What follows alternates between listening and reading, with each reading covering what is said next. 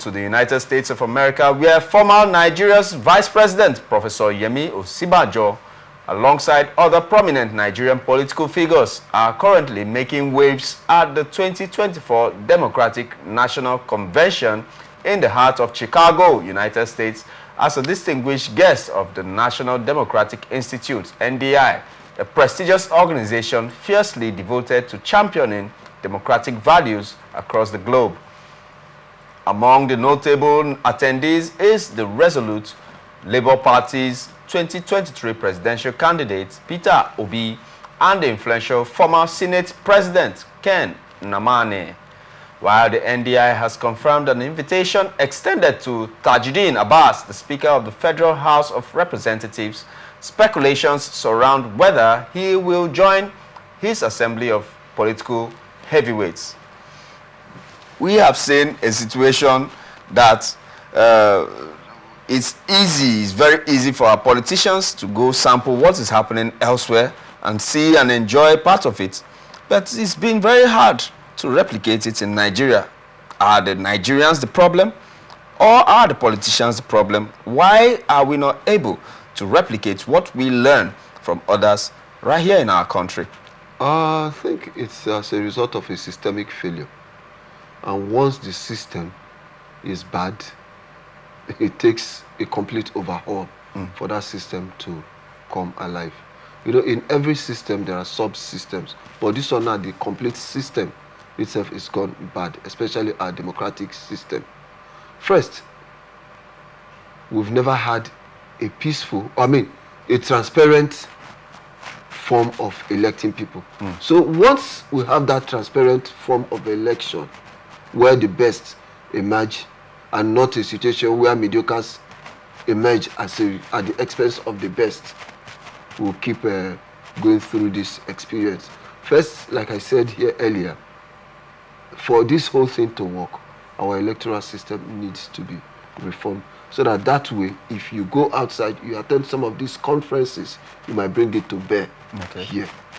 It's quite unfortunate that the system has always worked against those who they think can do very well.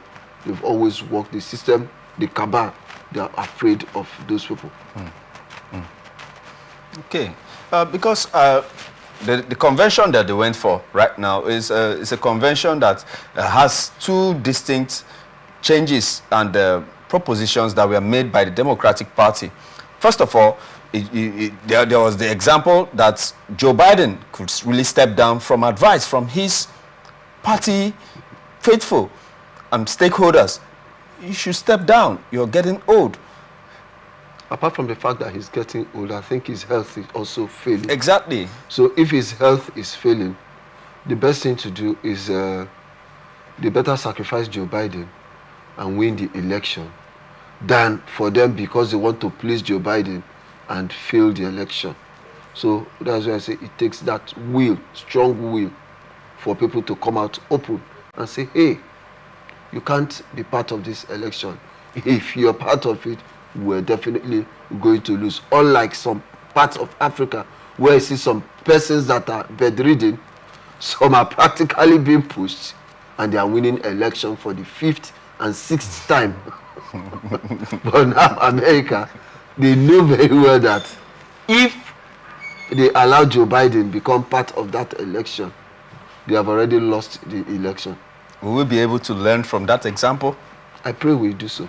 And there is another example, being that the vice president, first of all, was selected initially. A woman was able to get to the point of being a vice president.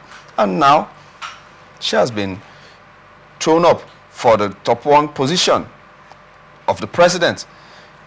Would Peter Obi, would Ken Nnamani, would Osinbajo, when they come back here, would they be able to influence their parties to be able to adopt those kind of measures that they learned from the Democratic National Convention to bear on Nigeria, that we should allow for the women to also rise even up to the vice presidency?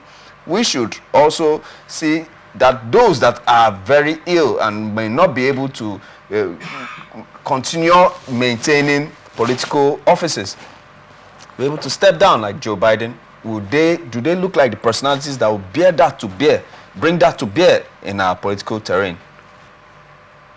Well, time will tell. But for the likes of Obi, Osinbajo, Ken Nnamani to be part of that Democratic Congress, I believe they must have learned a couple of things.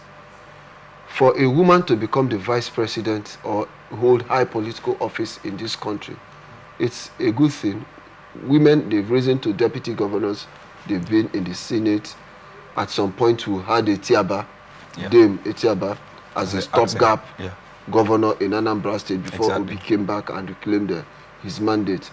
I would want a situation where women will aspire to the top offices. And today, too, the incoming Chief Justice of the nation is a lady. And I also want to be part of history where a lady will be the president of Nigeria, and also in my lifetime see a woman become the president of America.